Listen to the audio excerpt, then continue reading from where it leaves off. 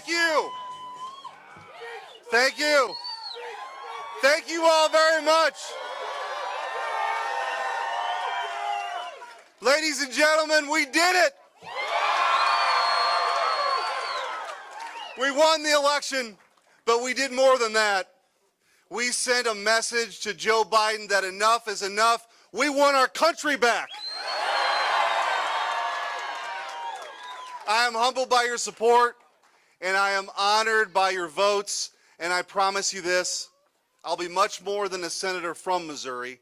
I'll be a senator for Missouri. And as you may have heard, I don't come from billions. I come from Bridgeton. And what a truly American story this is. Only in America could the son of a night shift worker at Anheuser-Busch go on to run for the United States Senate against an heiress from one of the most iconic and wealthy families in Missouri and win.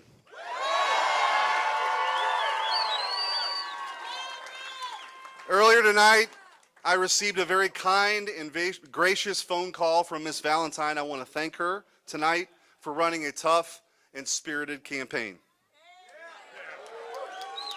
But now, the voters have spoken. The polls have closed, and the results are in. Tonight, the people of Missouri have voted for a new direction and a new generation of leadership to save America.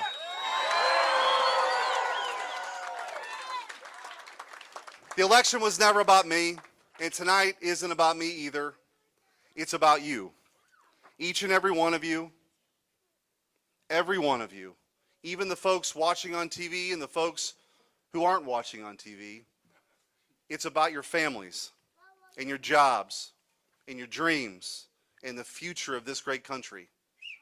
Tonight is about all the regular, hard-working Missourians who've suffered the last 2 years, those who've been left behind, people who work hard every day and want their children to inherit America they've known and loved. These folks are the heart and soul of America, and I will be their champion in the United States Senate.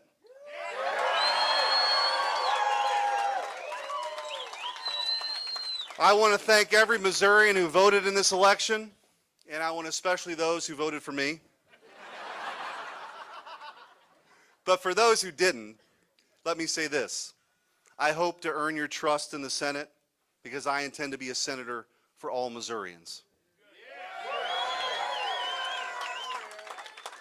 Next January, when I'm sworn in, my title may be senator, but my job will be to be a fighter. I'll fight for you, and I'll fight for your families every day with every ounce of strength that God has given me. And tonight, let's be clear.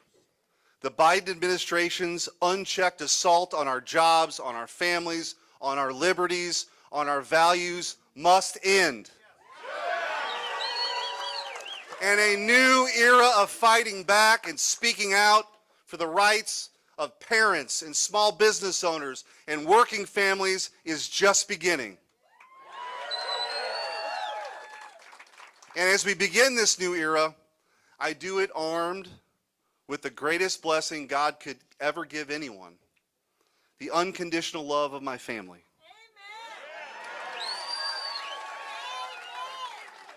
They are the reason I got into public service, and each day I am motivated by the same thing that motivates all of you. I want to leave a better world for my kids. And that belief and that hope of a better life is deeply rooted in who we are as Missourians. The story of Missouri is one that's been written by many hands over 2 centuries. Missouri has always been the backdrop and the destination for pioneers, innovators, and people who want a better life and who are willing to work for it. It's the story of exploration and the courage of Lewis and Clark, wanting to see what was on the other side of the mountains. It's the story of Mark Twain, who changed the world with sheer personality and words. It's the story of innovation an imagination that fueled Edwin Hubble to invent a telescope that could open up worlds unseen. And it's the story of your family and mine who had the grit and the determination to come to Missouri, looking for a fresh start, a better way of life, when Missouri was literally on the edge of the map. Missourians have always been suspicious of a federal government 1,000 miles away telling us how to run our lives. And have always wanted to chart our own course.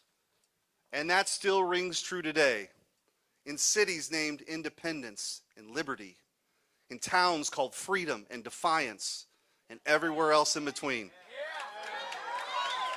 Tonight, Missourians made a statement that the free state of Missouri will continue to lead the charge for freedom and opportunity.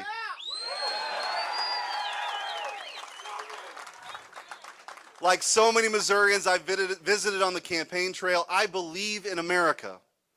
And America deserves so much better than we've seen the last 2 years. I believe in an America where every child is welcomed into this world regardless of their ability, because every human being has dignity and respect that's worthy of that. I believe in an America where kids can get a great education filled with knowledge and free from political indoctrination. I believe in an America where we're not just energy independent, but energy dominant. Where we control our own destiny, and where Joe Biden stops begging countries like Saudi Arabia and Venezuela for oil.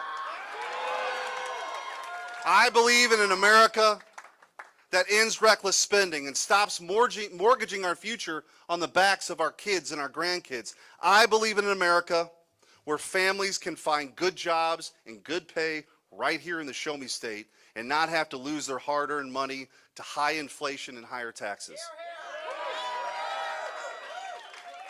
I believe in an America where moms and dads can raise their kids without worrying about fentanyl or crime, and where we defend the police, not defund the police.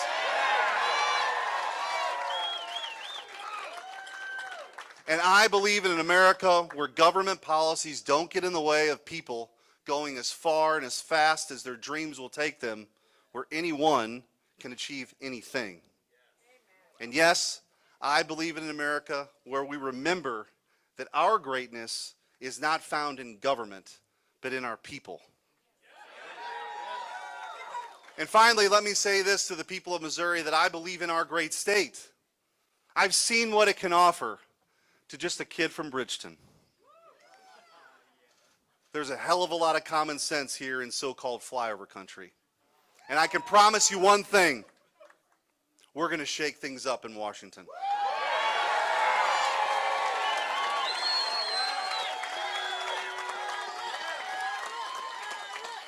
I want to thank my wife, Jamie,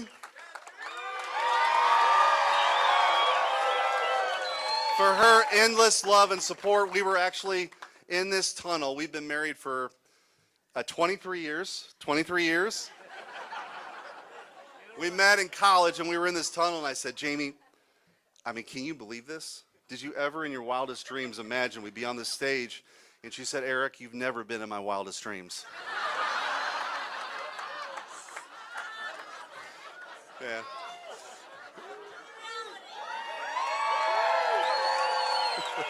My entire family has been so supportive. My mom and my dad are here. My sisters, my cousins, my aunts, my uncles, everybody's up on stage, and I thank all of you. And I want to thank my 3 wonderful kids, starting with Sophia and Olivia. Our girls are incredible daughters and will live incredible lives themselves. And I'm just grateful to be their dad.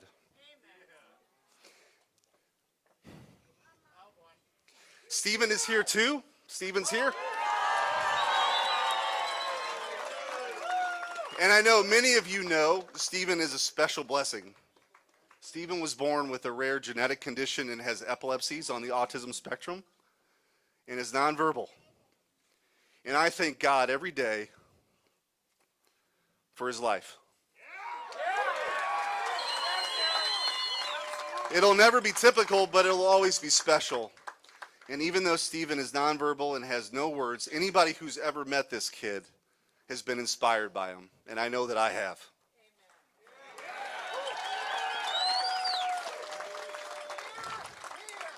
My ancestors many years ago came to this state, the state of Missouri, when it was on the western frontier of America. They left everything behind for a better life, and they found it. Their mission is our mission. And my work in Washington will be to remove the obstructions that prevent working families in Missouri from turning their dreams into realities, and to always fight for their God-given rights. This is the story of America and the story of Missouri. It's a place where ordinary people can do extraordinary things. And I will take that pride in our state with me to Washington.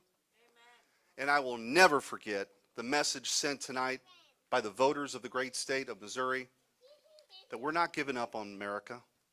To the contrary, we believe our best days are ahead of us, and it is worth fighting for.